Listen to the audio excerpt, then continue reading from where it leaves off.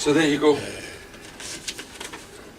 Well, it's great to be here. Here I am in Leeds again, and I'm talking to John Keenan.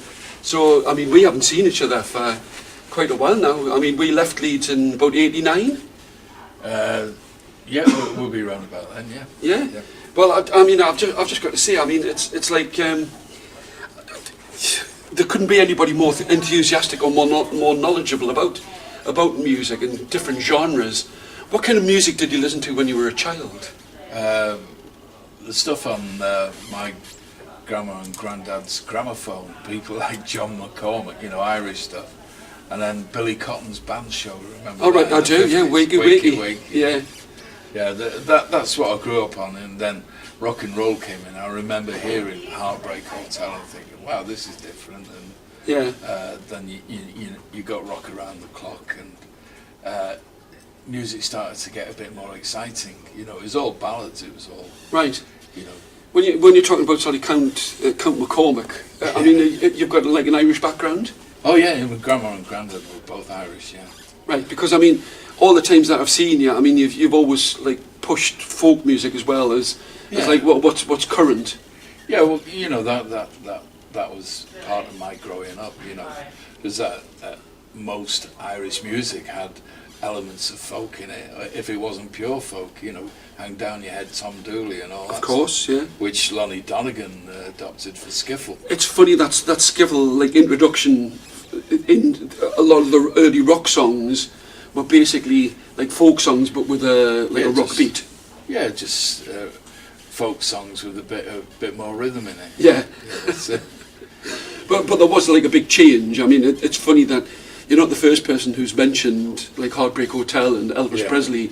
It's almost like something woke a nation up. Yeah, it was just different. You know, I wasn't that old. I was about 8 or 9 or something. But it just, you know, you only had the radio then. There was no TV when we were growing up, and it was just something that, you know, you stood back at and thought, oh, I want some more of this. Right. And it's the same thing happened with the Beatles. You know, as soon as you heard them, you thought, wow, this is different. Right. You know. But there were huge elements of like vaudeville and music hall and folk within. I mean, they sang things like Maggie May and in the early days. Yeah, well, it's at Liverpool, you know, sea shanty town, really. You know, all the music of various countries like stopped off at Liverpool, and right. You know, that's where they picked up R&B. A lot of the sailors used to bring American jukebox records over as ballast on the ships. They used to flog them off, you know, like. Right. I've never heard them being used as ballast. I mean, you can't imagine like the 78. Well, that's what I heard. I can't say it's. Oh, true. I like it. I like used it a lot. to buy little boxes of 25 singles for about the equivalent of £1. You know, I think it was probably £5 bob or something. You used to buy them, and in it, this is very early '60s. You used to get rock and roll, Tamla, ballads, everything. They all had the middles punched. Oh yes, because and you had to buy a little insert, you know. Yeah, the spindle. So you could get them on your dance set or whatever you had. I'm surprised that there aren't dance sets to this day, because I mean everybody seemed to have one. Yeah, well they're very retro now. A lot of young people are buying them. You know. I can't imagine. It was just great that you could pile up a whole load of singles. And that's right. Yeah. Put them on and they slip drop off, and you think, and the same was the 78. Yeah. You know? The same was the 78. Used to like. You see, when I find when people talk about, you know, like I prefer the sound of an LP. Yeah. I go like, I can't be bothered, because like every 20 minutes you have to stand up, or I mean there's still. Yeah, but I think that's part of it, that you have to be involved in the music. Right. You know, you're involved in opening up the sleeve and the artwork, and I mean, and it's a cliche, everybody says it, but you were more involved with a vinyl LP than you are now with streaming something off the internet. Right. There's also a commitment, isn't it? I mean, if you put on an album, you know you're going to have to sit for like 20 minutes because it was too difficult, you know, to make sure you're accurately dropped in. You also know that you're not going to have to get up to switch it off after 20 minutes or so. Yes. You know, you have 20 minutes of one side and you think, well, I'll go and have a cup of tea and turn it over, you know. Yes. Well, but it is strange. I mean, whereas now, I mean, there's lots of people saying that they're never going to make another album.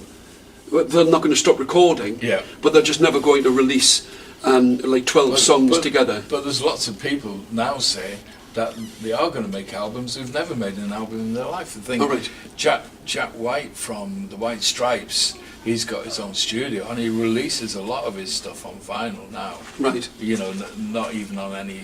Well, he's gone completely retro because I mean, he's got the 78 cutter in his studio as well. Yeah, he's got cutters, he's got everything. Yeah. Right. And he just releases them himself. He's a cottage industry. Right. A bit like Prince would have liked to have been. Yeah. If he'd lived a bit longer. Yeah. Maybe. Well, I think he could have made like 16 CDs a year at the rate that he was producing them. Yeah, but at that time, it's very prolific. Yeah. I just wonder. I mean, you do have such an enthusiasm for music and a knowledge and a base. Have you ever played music yourself? Yeah, but I'm not very good, which is why I'm a promoter.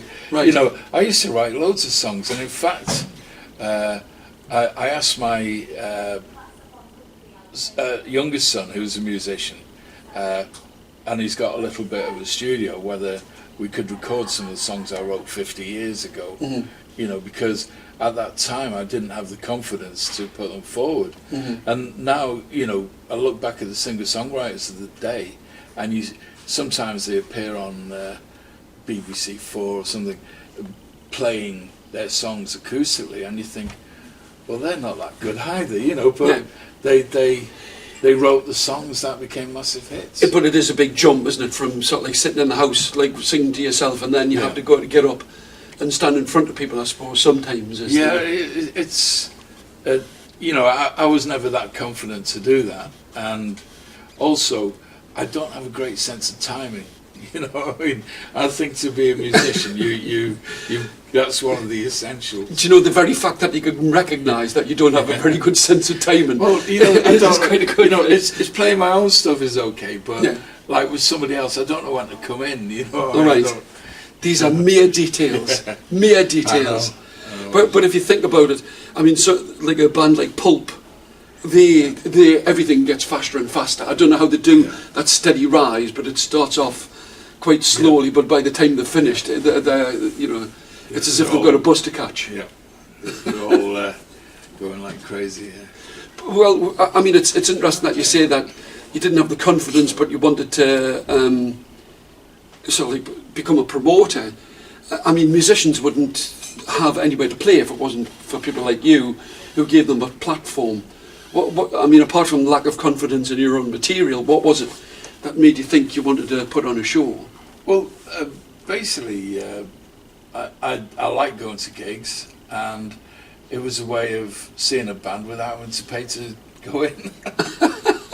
It cost me a lot more sometimes. I was going to say, I mean, there's this money thing involved. I started putting bands on in Leeds because a lot of the bands that I was into were missing out on Leeds because nobody was really, there was no major promoter in Leeds. You know, sometimes they used to catch the university and the Poly and all that, and there were a few small venues, but they were all, the best venues were outside of Leeds, which is a strange thing when you think that you know, the venues for new rock were like the Ford Green, you know, which is a few miles out of the city centre. The posher venues were like Batley Variety Club, where, you know, it's about 12 miles out. But they had the weirdest of people used on. to travel, and now people won't travel a few miles down the road. You know, it's strange how it's been reversed. Right, but to me, I mean, I've run folk clubs and it's bad, which is bad enough.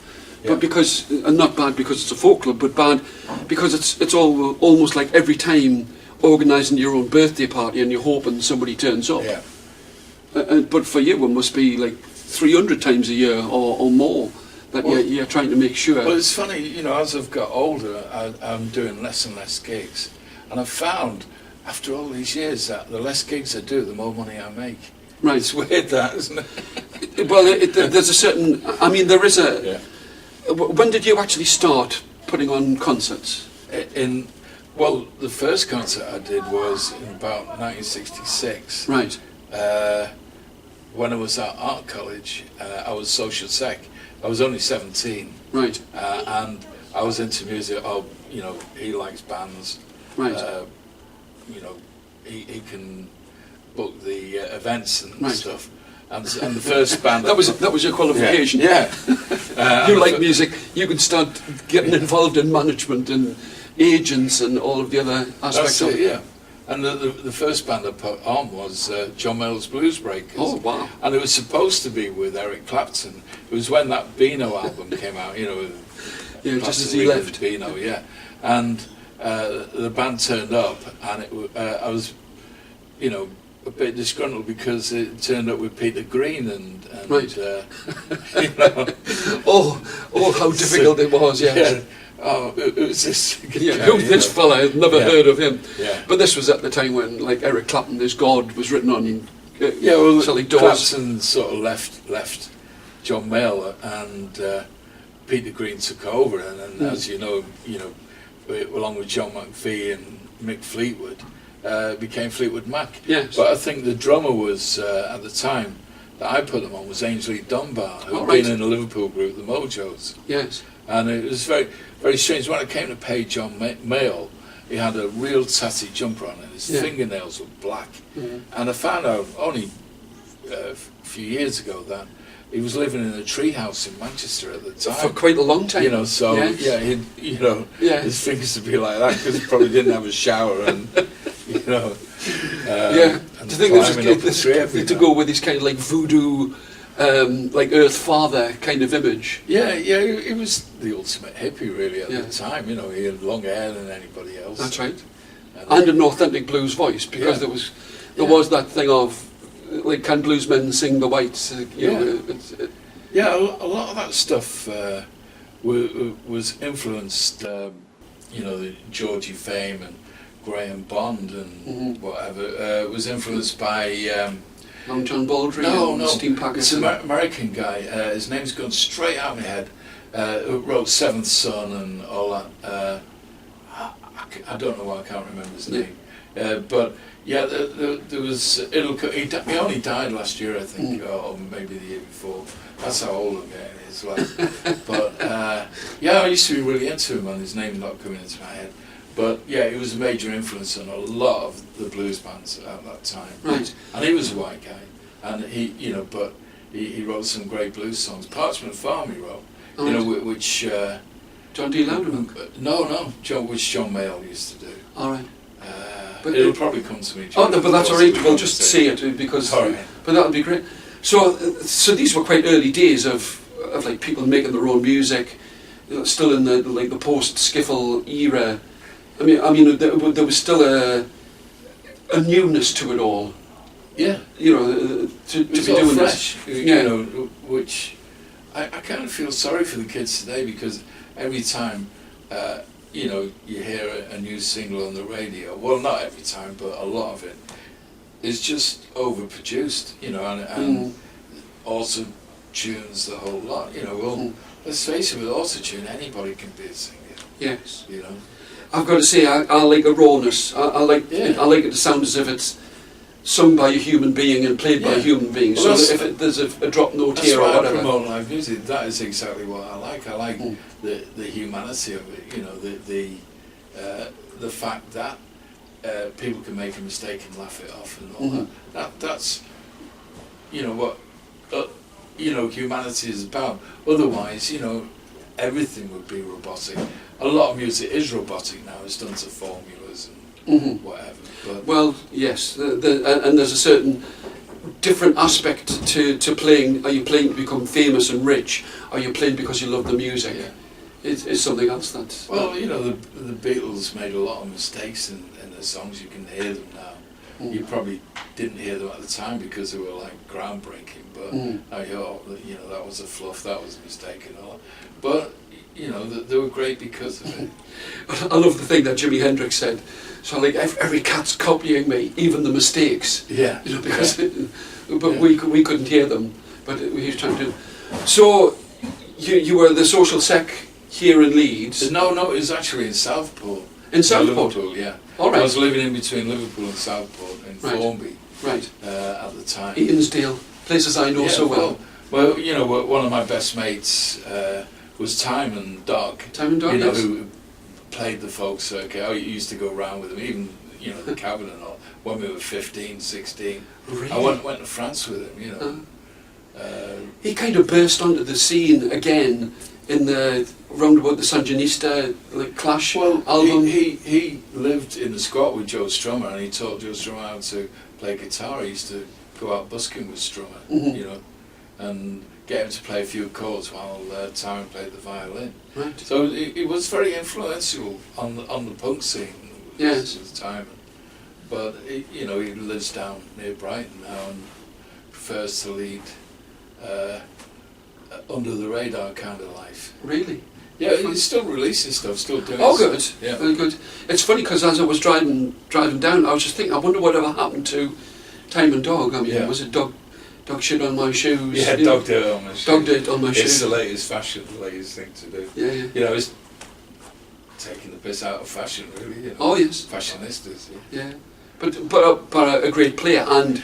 He had another great time, sick as a dog and no one to splash. That was before punk. Yeah, but I mean, well, there was one thing I was going to ask. I mean, you were there in Southport and you were sort of putting on bands, and did that continue like after you'd been at art school? No, I the second gig I was involved with was Pink Floyd at the Moulin Rouge in Ainsdale, which has been pulled down now, and after that I didn't do anything for 10 years.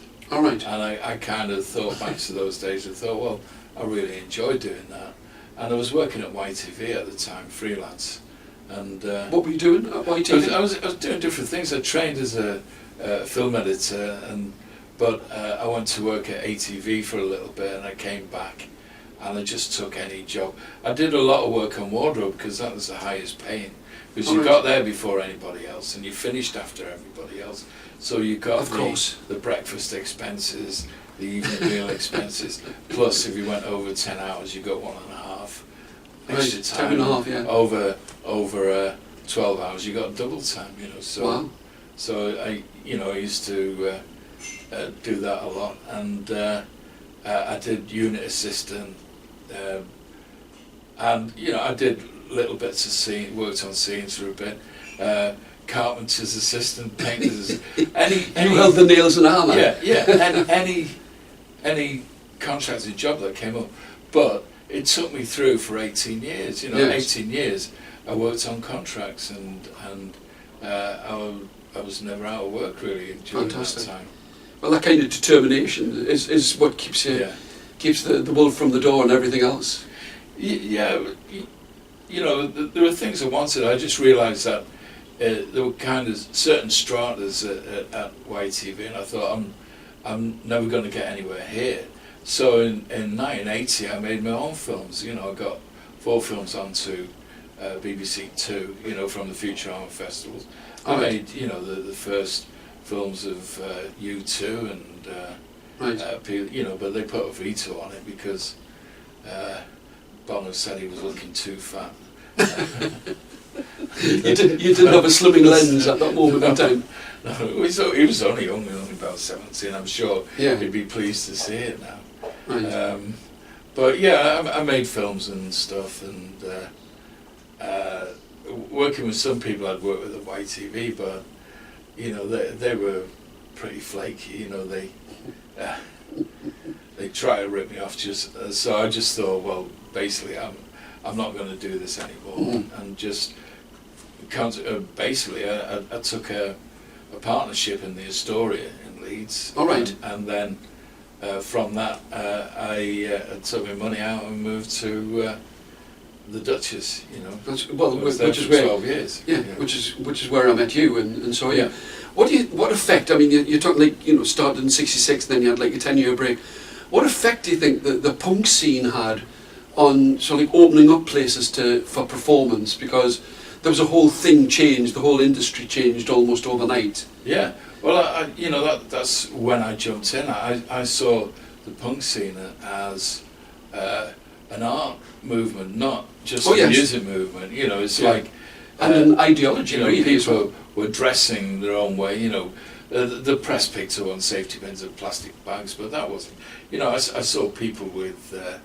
You know, jewellery made up of cake decorations, and I saw one guy with all kinds of laminate passes all over him. I went up, and he'd cut the naughty bits out of porn magazines. And It's stuck like them on? all stuck all All over, right. or whatever. And you know, people were very inventive in Yes. the punk era. There were like almost two edges to it, because there was people who were doing it for themselves and people who were buying it like off the shelf. Yeah. I remember a lad at Whitley Bay ice rink, I think somebody was on, and he had like this, it was almost like a designer ripped t-shirt with zips in, and somebody spat on. He says, "Oh man, I paid 40 quid for that." And you're thinking, is that exactly the spirit? But people were making their own t-shirts, I think. You know, it was screen printing the whole lot. Yes. And, But it was the fanzines and, you know... There's a whole movement that sprung up out of it. I thought it was a very exciting time. I loved it. I absolutely adored it, yeah. From 1976 onwards. And Yeah. as I say, that's why I got into it. I thought something's happening here. Right. I didn't know what it was. The music, some of the music was good, but a lot of it was crap. But it was like kids learning to play on stage. Right. But a lot of them are still, Oh, you know, yes. still performing now. In fact, a lot of them, you know, play here at the Brunel. A lot of them pull more now than they did in the day. Yes. Because all the people who were into them have all grown up, their kids have grown up, their mortgages are probably paid, and they realise we can go and see that band we wanted to see when our mums and dads wouldn't let us out, you know, 40 years ago. And almost like the Tamla Motown like tours, they had like punk tours that played at the City Hall in Newcastle. The Rebellion Festival in Blackpool, you know, every year practically sells out, you know, it's massive, and it's all punk bands basically. Right. So you found yourself like putting on maybe people that people hadn't heard of. Yeah, it was just people that I'd get a tape or something. I thought, oh, there's something in that. You know, I was pretty good at spotting latent talent. You know, thinking, I look for something distinct. Right. And you know, when I look back, I can see who were the influences. I think a lot of people don't realise Killing Joke were very influential on, you know, going to people like Nirvana and the grunge scene and all that. And when they first played down the F Club fan club, you know, they were just totally different from anybody else. You too were different from anybody else. They were? Nobody Yes. liked it. You know, the first two times I put them on, they only pulled 70 people. Yes. And people didn't get them, you know, because his voice was so... The police, nobody got Sting. Everybody walked out when the police went over Sting. His voice was too intense for them, you know, oh, this isn't police. You know, they walked out. But, you know, you think, there's something there, you know. Right. And, you know, and I think the best music is something you hear 2 or 3 times and think, oh, I don't like that. And then suddenly it clicks. Right. And you think, wow, I want to hear everything that they do. You know? See, I'd be disappointed that when I used to buy LPs if I liked every single track on the album. Yeah. Because that's like preaching to the converted. You're listening to the stuff that you know and you're expecting it. Yeah. So you want a bit of a surprise. So about promoting, you must have to put your own personal tastes sometimes like to the back burner, because you can recognise that this is something that might not immediately appeal to you, but you can see that it's got appeal to other people. Yeah, well, later on I did a lot of that, but you know, still, even with the tributes, I try to pick the best, you know, out of them, not the, you know, Common or Garden, you know, the standout acts, and I still do, you know. It's I don't know, it's a talent I had, but it didn't really do me any good, and it doesn't do any good now, because the thing is, if you see an act and you think they're going to make it, they're going to be big, then all the other big promoters are flying around like hawks, you know, and they see, oh, hang on, John Keenan's got 300-400 people in for this band. We've never heard of them. Let's go in. And then the next tour, they just buy the whole tour up, and the people who started them off Who don't gave get them a that look help, in. yeah. I was looking round inside, and all of these people are recognised from like Uncut magazine. Yeah. You know that I'd have like a And small. Mojo, yeah. Yeah, they'll have like a small mention. Yeah. You know, so it's very interesting that you're picking up on people that have also been picked up on in magazines as well. Yeah, you get, 20, 30 years ago, you had weekly newspapers like Enemy, Yeah, the making sounds, Yes. and you'd read that and you'd see one that somebody's picking up on, but also then you hear John Peel playing it, and you think, hang on, I'm going to look into these. You So get it from there, not just from tapes, I got a lot from tapes, Yes. but you also hear it from the buzz that's going around, I think at the time, Radio 1 was considered to be a mainstream station, but in the evening, Yes. it was a very left field, a lot of the stuff. That's it. Yeah. Well, as you mentioned, like John Peel, Pete Drummond, Yeah. who was my particular favourite. Yeah. I don't know whether it was something about him or his voice, but he seemed to pick all of the things that I liked. There were more things on Pete Drummond that would go, oh, I'm going to listen to that. Yeah. Especially when John Peel was in his punk movement. Yeah. And it cut into the tribalism thing. There was different. Yeah, and also if you like the softer side, the Americana side, it was Bob Harris, You had Peel, who was more experimental, and Bob Harris, who still picked up on the West alternative Coast, stuff, yeah. but it was more American. Yeah. And I noticed now that he plays quite a lot on the country scene, and he's very big in the country scene. I remember that quote by Andy Kershaw, you can tell you're getting old when country and western makes sense, kind of thing. Yeah. But you must be constantly inundated by people trying to get like a booking here. Yeah, I was. I mean, the phone calls were never ending. You probably remember from the Duchess, the phone went all day. But it's great now. Everything's on email, and you can choose to disregard it or answer it or whatever you want. Or even on Facebook now, I do a lot of bookings on Facebook now. On messaging. People would just say, I'm doing a tour. Do you want to do a date? Yes. And it's good now in the twilight of my years that we've still got a couple of months left, haven't we? People that I put on 40 years ago are still in touch with me, and and it's great, But you're a true music fan. Yeah. That you've always got open ears as to whatever it is. And I think the artists realise that, and they realise that I'm selling something that I believe in, not something, not some bit of rubbish that I don't believe in, but I'm going to sell it anyway. But you'll still stick your neck out and sort of play something that's like, no matter how niche it is, you'll still sort of think of trying to put it in maybe within a package so that people get to see them. Yeah, it's just presentation. I mean, my presentation has never been great. It's never been glossy. The punk era. Basically, my thinking then was do it as fast as you can, and a lot of my flyers, posters, publicity, whatever, was done at lunchtime when I was working at TV, and sort of, get it down to a little initially, one of those duplicators. Duplicate machine. I know. All the flyers. I love it when anybody talks about them all go like that. Yeah. With the smell of ketones in the air. Yeah. And so And then Xerox came in, and very expensive, but it was quick and easy. Yes. But there's been quite a technological change in the way that people advertise themselves, because, as you say, it's a lot of emails, but it used to be paper. In the early days, I used to, on my back lawn, I used to put out some of these big AO posters that they used for advertising.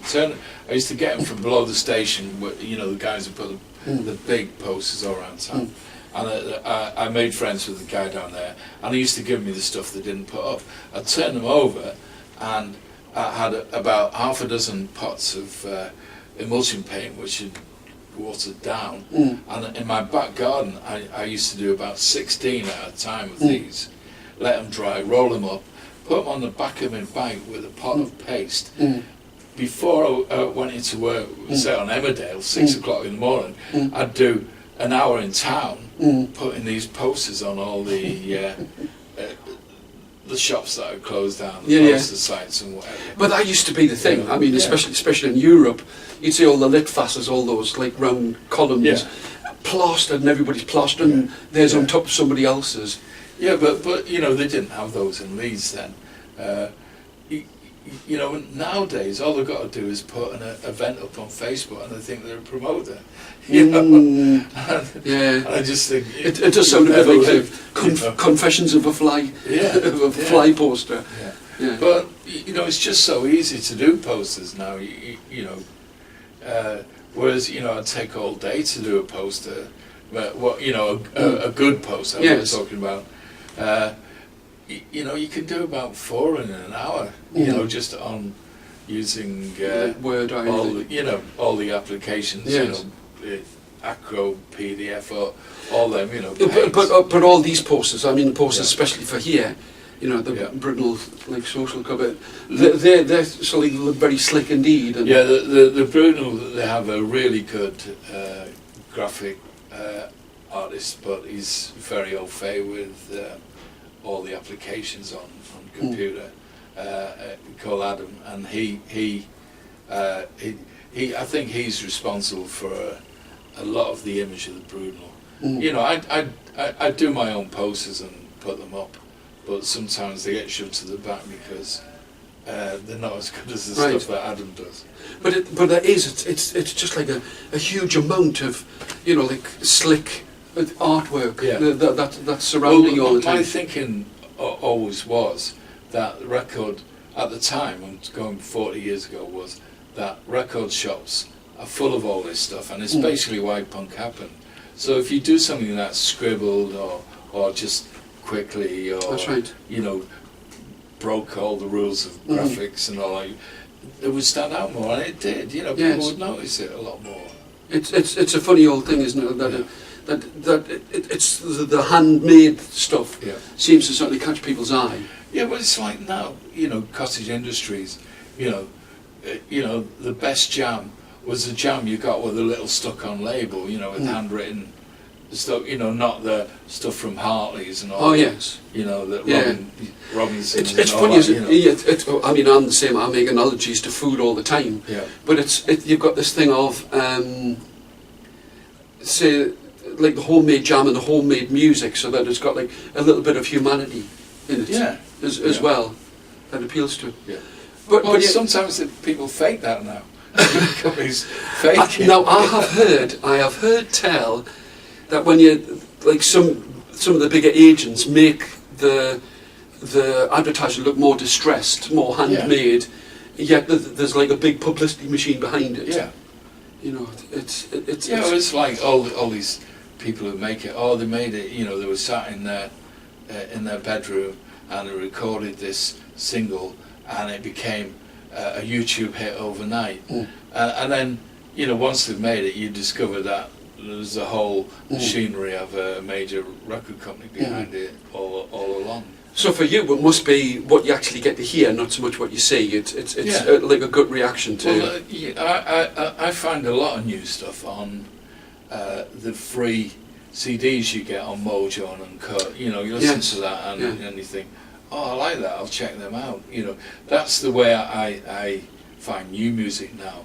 I do get sent links. You know, look at this, and again, you know, somebody stands out there.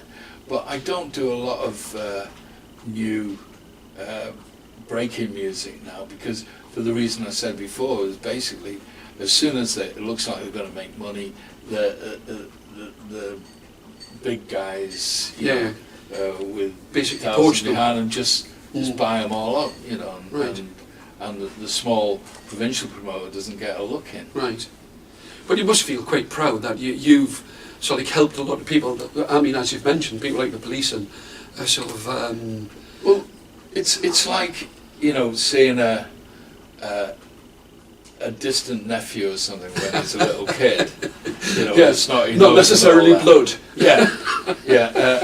when he's a little kid, Yeah. and then going back a few years later and he's grown up and got a good job, and it's like, but I remember you when you were a little snotty-nosed kid, you know, and well, you never write, you never send.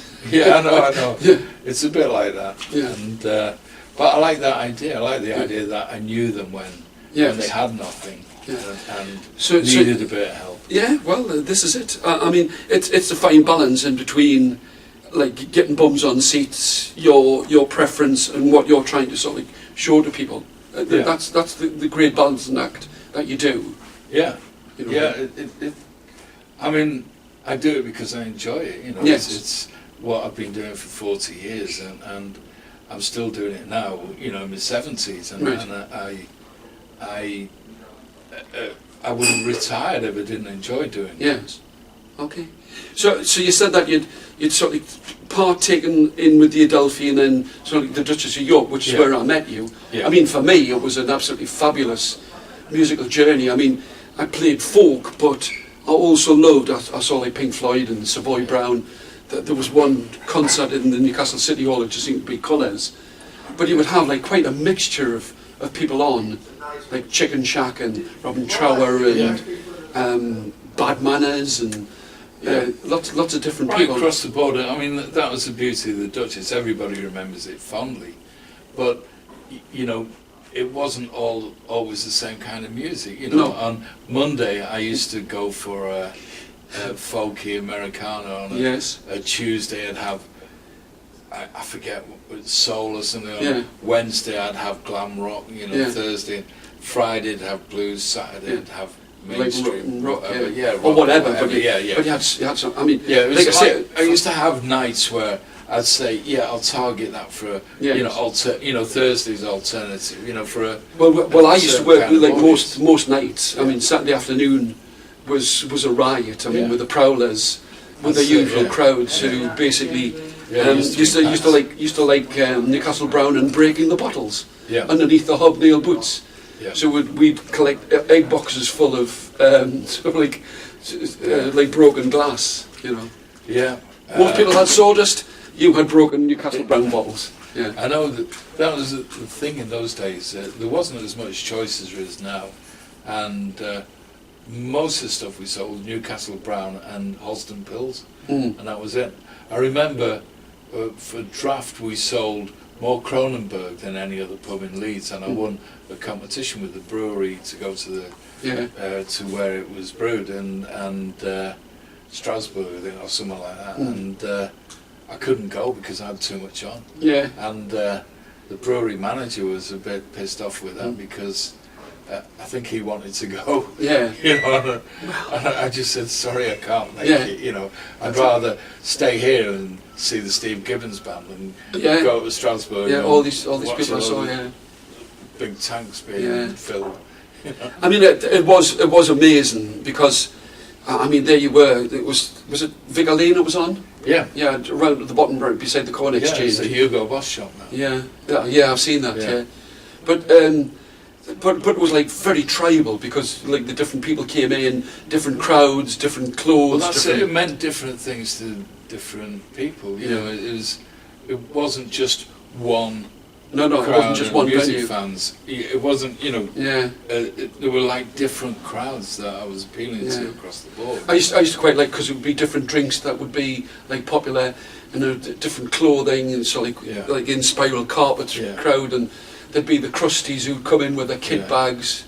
The goths who drink snake bites. And,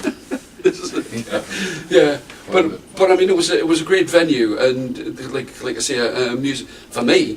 A bit like you, I was being paid to work behind the bar, but I got to listen to all these people, you know. Yeah. I was thinking about the crowds. There was a spate when, you know, you put an indie band on, and then a couple of Japanese girls would turn up who couldn't speak a word of English. Yeah, but and they just turn, and they'd, you know, the daughters of rich Japanese who come over just for one band, and like always amazed me. Like it's a bit Spinal Tap, isn't it? Yeah, we're very big in Japan. Here's another two, you know, dressed in black, you know, two Japanese girls. Like it was always two, you know. It was like they'd travel all over just to follow the band.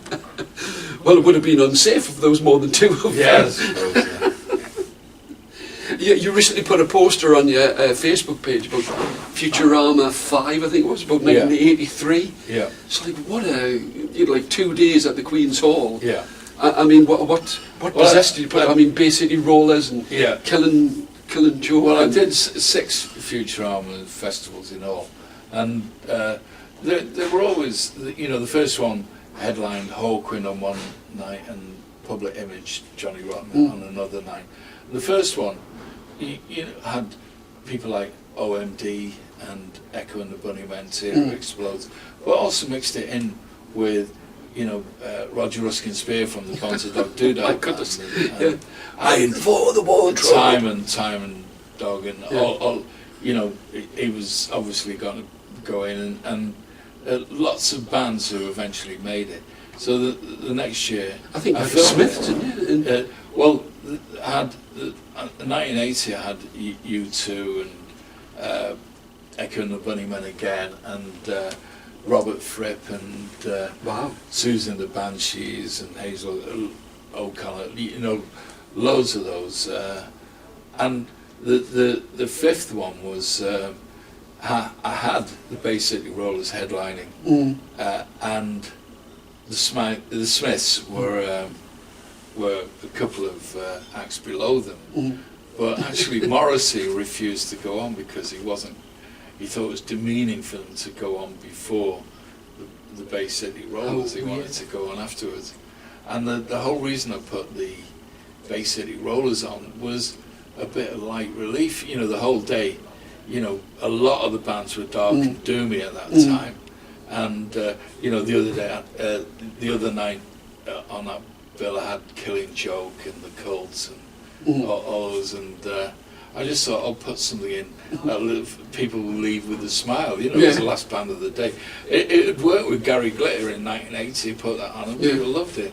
And I just thought, well, it was only 10 years, before after the Bay City Rollers were flying high.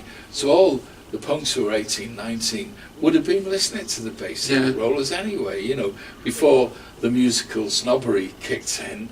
And I just thought it'd be a bit of fun, but Morrissey didn't like it, so he opted out. It took me a while to get the money back. It was from his manager had a clothing shop in Manchester. I had to go over to Manchester to collect it. Did he pay you in buttons? Okay, yeah.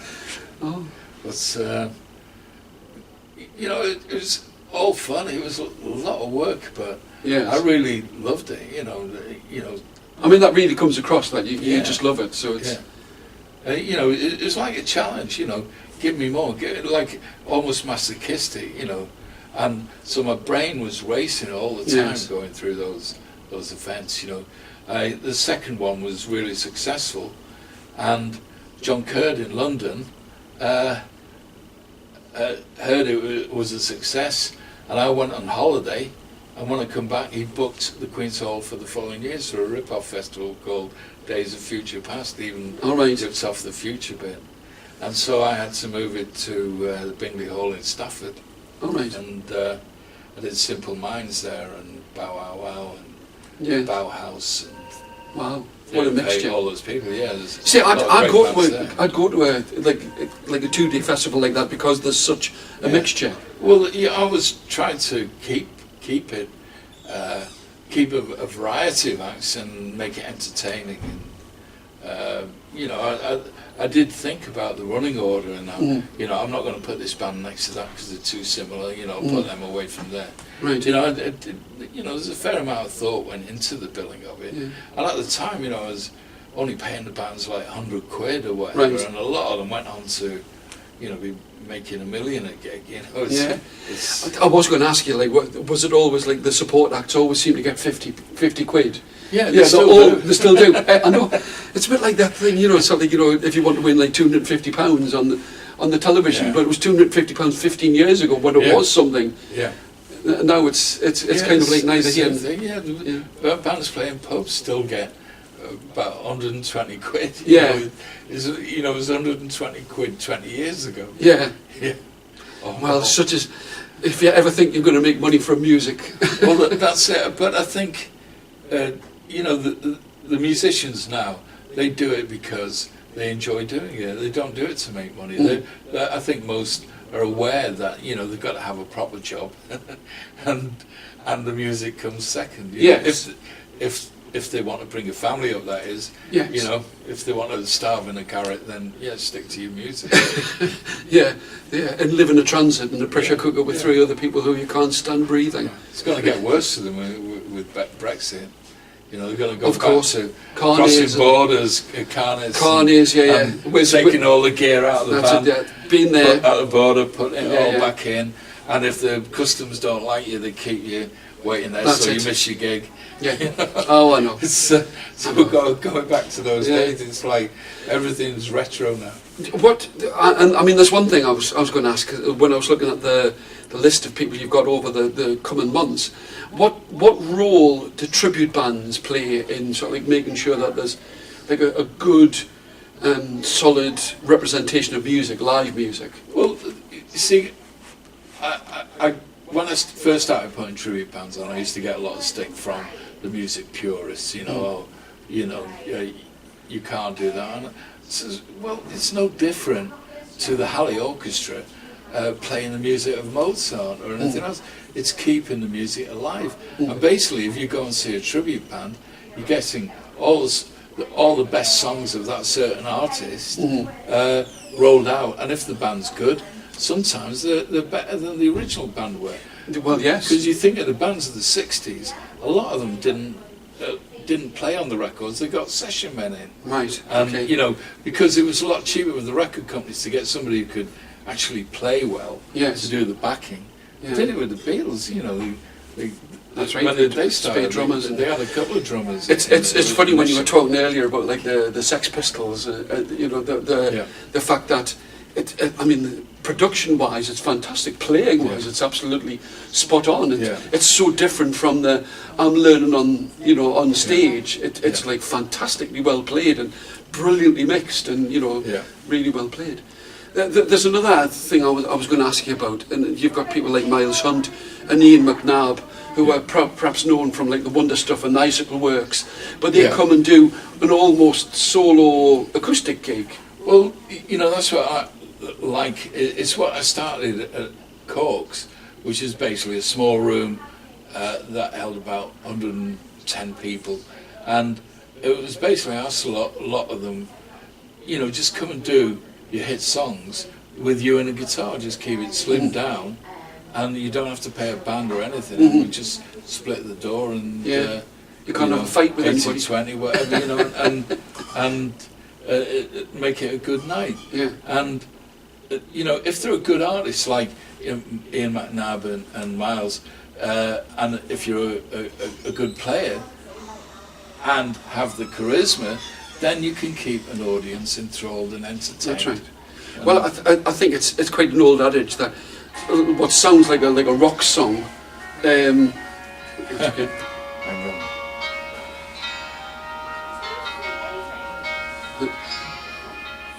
I'll just let it die out. I don't know if I'll get a license for that. Yeah. I think it's just a standard. But no, it's just like a rock song. If it's a good rock song, you can play it on an acoustic guitar and it'll still sound good. Yeah. McNabb's a brilliant songwriter, as is Miles, and there's a lot of others like Boo Hewity. They're not exactly folk music, so they don't fall into the folk genre or whatever else. But you know, Britain, we've got a lot of great songwriters, and I don't think they get enough help or credit. You know, if somebody like Ed Sheeran, who writes with a lot of people, you know, one of his biggest hits, Thinking Out Loud, was actually mostly written by Amy Wadge, and you know, but he put his name to it, and as Elvis used to do. Absolutely, yes. But if somebody Simon like Cowell him, who's got so much money, he doesn't know what to do with it, say, right, I'm going to take some of these songwriters who've been playing the circuit, I'm going to, you know, do a little bit with them and elevate their song, that would help them. That would give them their pensions. It would, elevate them to a bigger status. But nobody seems to want to do that. Seems to want to take all the credit themselves. Ian McNabb he's just Glenn Tilbrook is still right. They write loads and loads of songs, and some of them, if that had been played on the radio on rotation, it would be a massive hit. Yes. But they never seem to get the chance. This isn't kind of like talking about age, but it's just like visual appeal almost. Yeah. So like you get somebody who's in the 60s playing a fantastic song, or you've got a choice of like a younger person playing it. They're more likely to go for the better image. You've got something there like Loudon Wainwright, to me, was a lot better performer than his son Rufus. But Rufus had the benefit of modern promotion techniques and all that, whereas Loudon didn't. But Loudon can write a song on any subject. And yes, and does. Yeah, and his guitar playing is top notch. Yeah. And yet, it's Rufus who is, even Rufus's mum, Kate, well, is it Kate or Anna? I forget which one was his mum. But even the McGarrigles, they're brilliant. But they were always like underground folk artists, and it's like the Roaches, as well. Fabulous, but just kind of slipped under the radar completely. And you get a record company behind you, a publicity machine behind you, and there you are. There's two questions I want to ask before we finish. Like, one is, how much music do you get to watch? Because when you're promoting, it's your job, so you're not really getting a chance to like sit down and listen or watch. I find it actually difficult to sit down and watch somebody in a whole set. But to me, I've just got accustomed to being around the door, on the door, having to while do all the band's playing, and the solving problems and this and that. But music is always there in the background. Yes. I start with something interests me, I'll stop and watch it for a few minutes, and then I'll move on. Back to that. I've got stuff to do. I'll hear it, listen to it, and that's the way I like to listen to music. At home, I'd be drawing or whatever, and there'd be music in the background. There's always like music in the background. Do you still draw? No, I don't do it a lot. I'd like to actually, but I don't. I used to fill sketchbooks, and I've started a sketchbook for about 30 odd years now. But I always have something going on in the background, some music going on. Always have a radio on in the kitchen. But now it's all on TV, it's all on computer. I do remember the first time I saw somebody put an MTV on, but they had it on a TV, but they had the cupboard doors closed because they found the images too distracting. So it was like a singing cupboard, which I quite liked. Well, the last thing I'd like to ask is, what's your involvement here at the Brudnell Social Club? Well, basically I just put a couple of acts on a month, maybe, if that. And I find Nathan very easy to work with, who runs the place, and I've been here for about 10 years now, putting acts on, and I brought a lot of my old crowd into here. Initially had a lot of young bands playing. I brought a lot of the old crowd down, and they like it. They like the atmosphere here, and I think it's the best middle capacity club in Leeds, and it's been so successful that Nathan built another venue on the other side of the building. So there's actually two venues in this building now, and there's one's a state-of-the-art building, but this to me is the most comfortable. This is wedge shaped, the other is shoebox shaped. Yes, and a lot of people enjoy gigs here, and basically, the only other place that I would do is the Irish Centre. You know, Yes. they're my two favourite venues in Leeds. Yeah, you put some huge Massive acts on. bands, yeah. Curtis Mayfield, amongst other Richard Thompson, John Martin. I used to like putting him on. Always very predictable.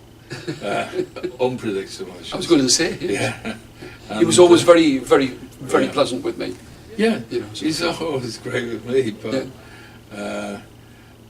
but sometimes he was pretty drunk as well. Yeah. Oh, John, it's just been absolutely fantastic. All right. Thank you very Cheers, much, Tony. and Nice to thanks see for you spending again. the time. It's great to see Yeah. you again. Yeah, Yeah. great. Good That stuff. was brilliant. I really enjoyed that. Were you all right? Did you enjoy it? Yeah, it's fine. Yeah.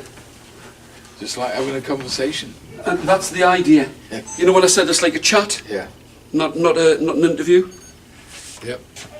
Oh yes, you look very good there. Yeah, that's got a good